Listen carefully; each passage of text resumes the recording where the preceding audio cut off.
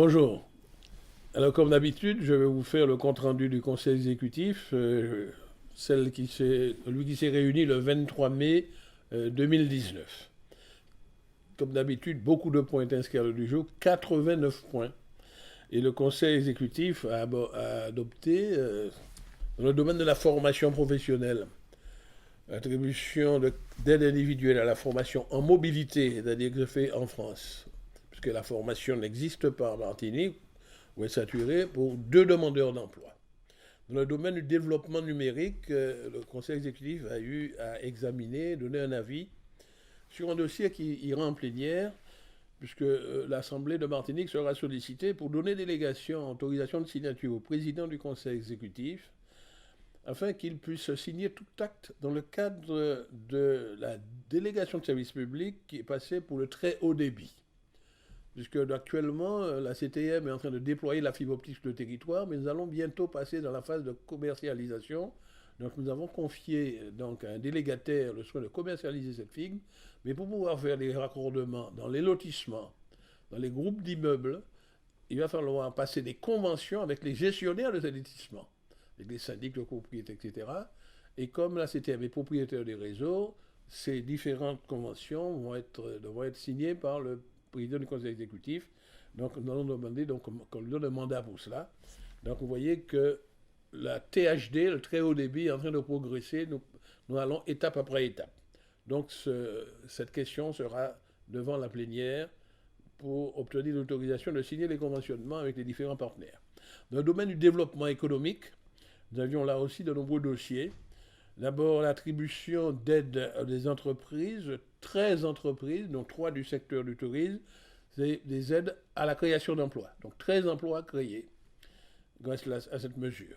Toujours dans le domaine économique, nous avons eu à examiner une proposition de prolongation de la convention NACRE.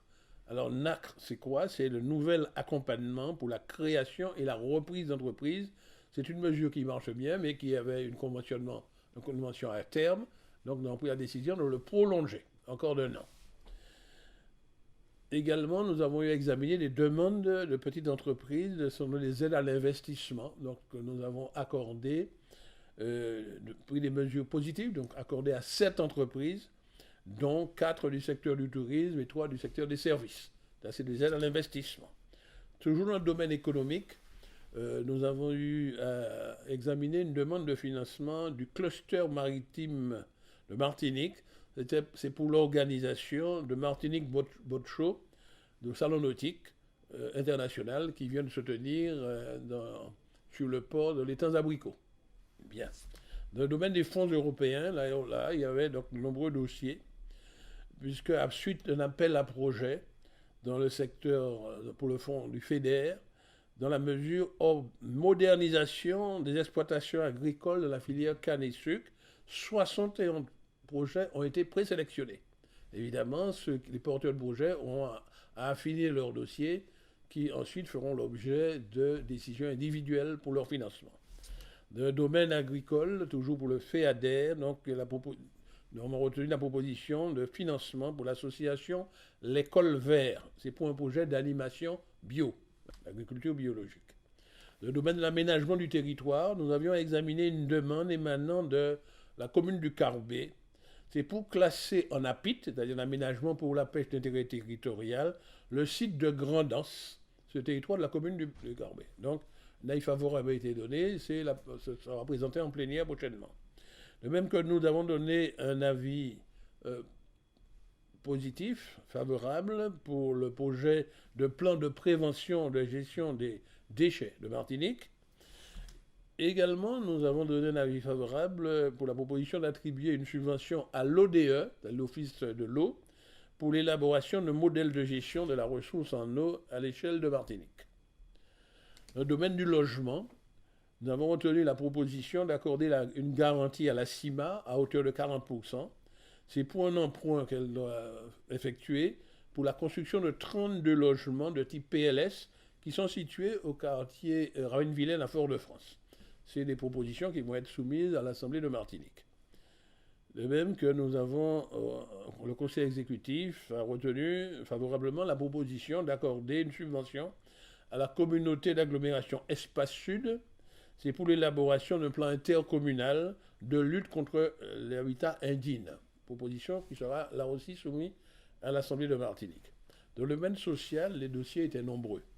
Et nous avons attribué, dans le cadre d'un dispositif prévu pour ça, des secours exceptionnels à 27 familles en situation de précarité. Je rappelle le processus, ce sont des assistantes sociales qui font les enquêtes, il y a une commission sociale qui se réunit et qui fait des propositions, et le conseil exécutif valide, ou ne valide pas, mais valide dans ce cas-là les propositions. Deuxième domaine, le social, les propositions d'une convention annuelle d'objectifs et de moyens à passer entre l'État et la CTM, c'est pour la mobilisation des aides au poste en faveur de l'insertion des bénéficiaires du RSA, surtout dans le secteur non marchand. Troisième dossier, c'est nous avons fixé le niveau des dépenses dans les établissements sociaux, médico-sociaux pour l'exercice 2019. C'est soit une enveloppe de 81 millions qui seront répartis entre ces différentes associations qui interviennent en faveur du service aux personnes âgées, la personne handicapée, la petite enfance et les familles. Et ces propositions seront soumises également à l'Assemblée de Martinique. Autre proposition qui devront être soumise à l'Assemblée de Martinique, c'est des subventions à accorder à une dizaine d'associations pour leur secteur d'action. Je peux citer pour mémoire la Banque alimentaire, la Fédération des œuvres laïques, l'association L'Angelier Actif, l'association ASC par appel, l'association Prends ton envol, l'association pour le logement social ASL, l'association Assise de Fort-de-France, l'association CGC-MPIH, l'association Accent Sida de Martinique et l'association AADCP. C'est autant d'associations que nous aidons. J'insiste là-dessus, c'est pourquoi j'ai donné tous les noms, pour montrer qu'il y a beaucoup d'efforts qu'ils ont fait en direction du secteur social. Dans le domaine du sport, nous avons eu à faire des propositions de subventions à attribuer à la Ligue de football pour l'accompagnement de la sélection de Martinique dans le cadre de la préparation de la participation à la Ligue des Nations. Proposition de subvention à l'US Marguinoise pour son programme d'activité, à l'association Machoquette pour son programme d'activité, d'une part, la Fédération des Yoles Rondes de Martinique pour l'organisation du Tour des Yoles de Martinique de 2019. Dans le domaine culturel, 10 nouvelles lauréates au concours organisé par la CTM en 2018. Leurs auteurs recevront une aide à leur édition. Alors les nouvelles, nous avions lancé un concours pour qu'on écrive des petites nouvelles, des petites brochures. Donc il y a des nouvelles qui ont été, des petits romans, des petits essais qui ont été retenus, sélectionnés, et la CTM va financer donc l'édition de ces nouvelles.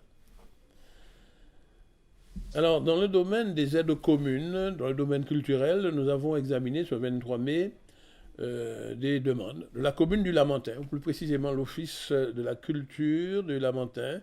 C'est pour la 21e édition de Samedi Gloria, Damier Samedi Gloria. Pour Saint-Pierre, c'est l'organisation de la 44e édition du Mai de Saint-Pierre, qui se déroule ce mois-ci, de mai 2019. Le Marigot, c'est pour la célébration du 130e anniversaire de la commune. À Grand-Rivière, c'est pour l'organisation de la manifestation intitulée Les Chorales du Nord. Et également à la commune du François pour l'organisation de la 8e édition du Festival international de haute taille et de quadrille du monde. Et enfin, quatrièmement, c'est la proposition des dominations du centre culturel situé près de l'habitation Gradis, sur le territoire de Basse-Pointe. Alors la proposition qui sera faite à l'Assemblée plénière, c'est de baptiser ce centre. D'abord, il faut le créer, ce centre, juridiquement, créer ce centre culturel, pour le mettre dans la référence, et lui donner le nom de Antoine Tégamène d'Isoiseau, qui est un ancien commandeur de l'habitation, mais en même temps, c'est un Martiniquais d'origine indienne, et qui, de son vivant, était même prêtre indien, parce qu'il faut savoir qu'à côté du centre culturel, il y a un temple indien qui est encore en activité, où les Martiniquais d'origine indienne qui ont gardé leur culture hindoue, leur religion hindoue, peuvent organiser des cérémonies Et Antoine Tegamen d'Isoiseau était l'un des leurs, très connu. Nous avons voulu rendre hommage, en tout cas nous proposons à l'Assemblée de rendre hommage à la communauté martiniquaise d'origine indienne. Donc Antoine Tegamen d'Isoiseau, c'est le nom qui sera proposé pour baptiser le centre culturel qui est déjà en activité sur le territoire de Basse-Pointe à côté de l'habitation Guadis. Voilà donc les principaux dossiers qui ont été traités au Conseil exécutif du 23 mai 2019.